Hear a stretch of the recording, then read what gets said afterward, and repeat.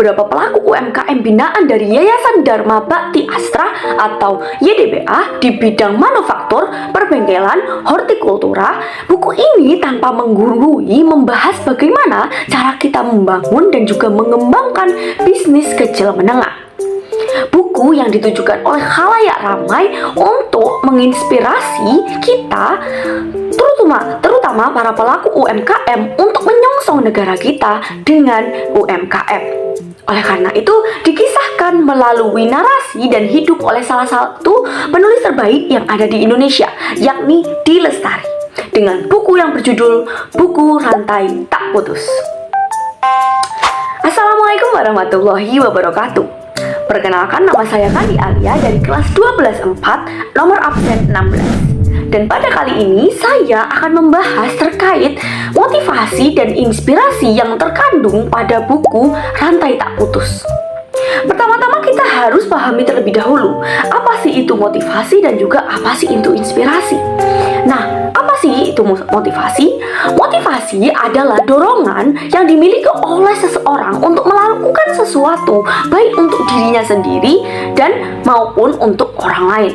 Sementara inspirasi adalah dorongan yang dimiliki oleh seseorang untuk melakukan sesuatu namun bersumber dari lingkungan sekitarnya atau orang lain. Nah, setelah kita pahami terkait apa sih itu motivasi dan juga inspirasi, kita langsung saja masuk ke dalam motivasi dan inspirasi yang terdapat dalam buku Rantai Tak Putus, sehingga kita bisa memahaminya dan menjadikan motivasi dan inspirasi untuk kita sendiri untuk menjalani terkait UMKM.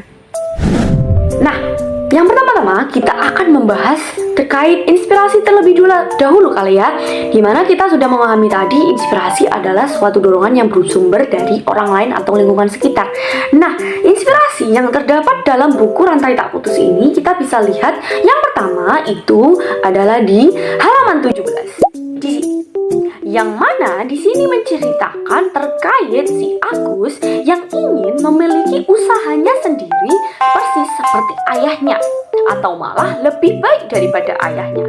Dimana bisa dilihat dari kalimat yang berkutip di sini adalah Agus ingin memiliki usaha sendiri, dimana panggilan terkuat yang ia selalu rasakan adalah memiliki usaha sendiri persis ayahnya, tidak harus lebih.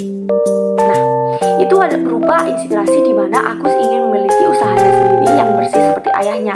Tetapi dorongan tersebut itu menginginkan Agus itu memiliki usaha yang memang mirip seperti ayahnya, tapi lebih baik daripada ayahnya. Lalu langsung saja masuk ke inspirasi yang kedua, di mana kita bisa temukan pada halaman 42. Di mana di sini kita ganti pada cerita yang mana menceritakan terkait Pak Harjito. Nah, Pak Harjito ini terinspirasi dari Pak Edi. Untuk apa? Pak Harjito terinspirasi dari Pak Edi untuk menekuni pekerjaan yang tidak termasuk bidang yang ia pelajari. Bisa kita lihat dalam kutipannya, di mana berangkat dari ilmu kelistrikan tidak menjadi penghalang untuk belajar dari lapangan. Akhirnya Harjito menguasai machining dan bisa membaca gambar. Lagi-lagi Harjito terinspirasi dari Pak Edi. Nah, jadi di sini kita dapatkan di mana Pak Harjito itu tuh terinspirasi dari Pak Edi, di mana ia tetap bisa melakukan pekerjaannya. Nah, meskipun ia masuk dalam jurusan teknik kelistrikan, di mana pekerjaannya itu tidak termasuk dari studinya pada ilmu kelistrikan tersebut. Itulah inspirasi dari Pak Harjito terhadap Edi. Nah, lanjut untuk inspirasi yang ketiga, di mana di sini Pak Harjito terinspirasi dari Pak Edi lagi, di mana terinspirasi untuk pendekatan pekerjaannya yang secara humanis. Nah, ini bisa kita lihat dalam kutipannya, di mana ketika saya memuji pendekatannya yang humanis, sorot mata Harjito kembali tersudut ke masa lalu, di mana saya terinspirasi dari Pak Edi. Nah, jadi Pak Harjito ini dikenal dan dipuji karena sifatnya yang memiliki pendekatan terhadap pekerjaannya secara humanis. Nah, motivasi atau inspirasi yang membuat Pak Harjito untuk melakukan perlakuan ini itu bersumber dari Pak Edi, yang mana Pak Edi itu melakukan pekerjaannya dengan secara humanis. kita bisa lihat dalam kutipannya di sini adalah pernah keluarga karyawan sakit. Setelah beberapa hari dilaporkan sakit, Pak Edi lantas mengecek dan langsung inisiatif untuk mengajak ke dokter pribadinya. Nah, itu menunjukkan pendekatan humanis yang menginspirasi Pak Harjito untuk melakukan hal yang sama.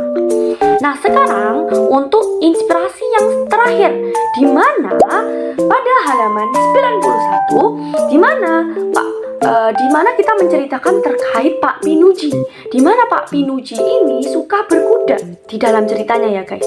Di mana Pak Pinuji ini suka berkuda itu terdapat inspirasinya tersendiri.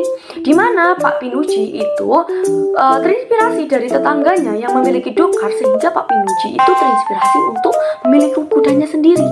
Nah, bisa kita lihat dalam kalimatnya di mana tetangga saya punya dokar, entah kenapa saya langsung tertarik melihat kuda.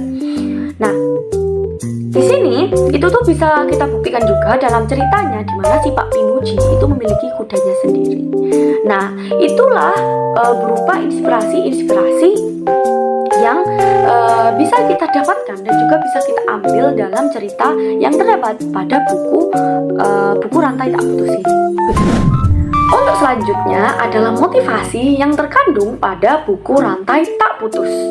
Yang pertama, motivasi pertama kita bisa lihat pada halaman 30. Nah, pada halaman 30 ini menceritakan motivasi yang mana si Agus ini bermotivasi untuk meninggalkan kesan baik di mana saja. Nah, untuk meninggalkan kesan baik di mana aja itu dapat dilihat dalam kalimat yang mana ia memastikan keberadaannya selalu meninggalkan kesan baik bagi orang-orang yang ditemuinya. Yang mana juga bisa dibuktikan dalam paragraf selanjutnya di mana si Agus ini sangat bermotivasi untuk meninggalkan kesan baik ke orang-orang sekitarnya dengan memborong rambutan yang dijual oleh anak-anak pinggiran, dan juga rambutan itu pun dibagikan oleh teman-teman sekantornya, sehingga motivasinya itu bisa terjalankan di mana prinsipnya ia ingin meninggalkan kesan baik pada orang-orang sekitarnya.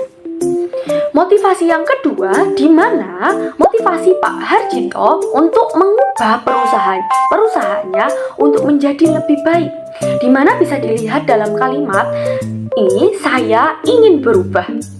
Jadi sederhana saja motivasi saya ingin berubah. Itu sudah menunjukkan sendiri motivasi yang memang dimiliki oleh Bapak Harjito, di mana ia memiliki motivasinya sendiri, yakni perusahaannya untuk berubah.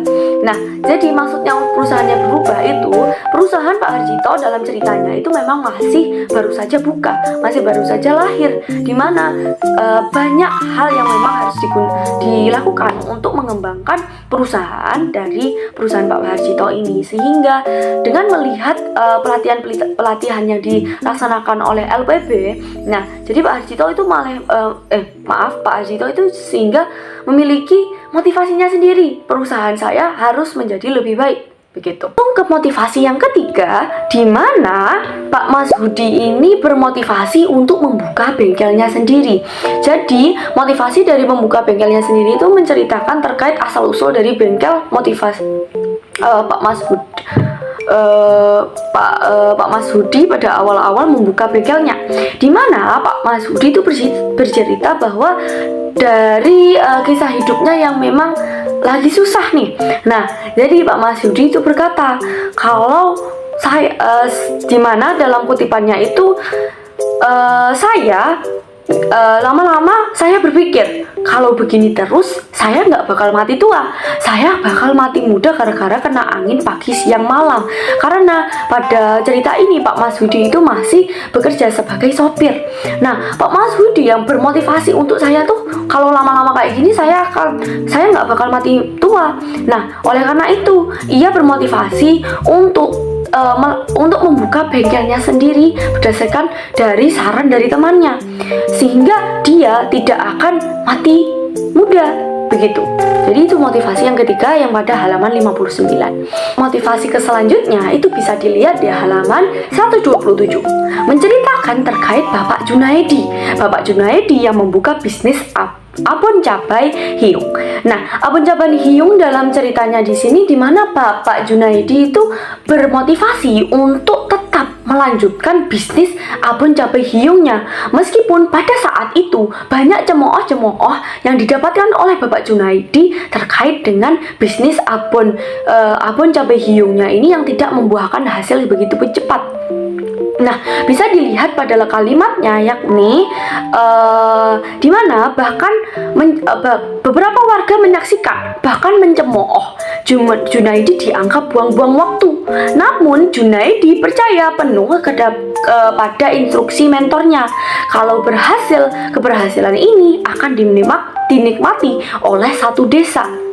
Nah, jadi Bapak Junaidi ini tetap bermotivasi untuk melanjutkan usahanya karena ia yakin kalau keberhasilan yang dihasilkan dari abon cabai hiung ini tidak hanya dimanfaatkan oleh dirinya sendiri, tapi untuk satu desa, sehingga memotivasi Bapak Junaidi untuk melanjutkan bisnis cabai hiungnya ini. Nah, langsung ke motivasi selanjutnya, yakni pada halaman 169, di mana menceritakan terkait Bapak Joko, di mana di bagian cerita ini Bapak Joko itu memiliki istri yang mana berprofesi sebagai pegawai negeri sipil yang penghasilannya itu belum seberapa, dan juga pada saat itu kondisi ekonomi dari keluarganya Pak Joko itu tuh lagi tidak memadai.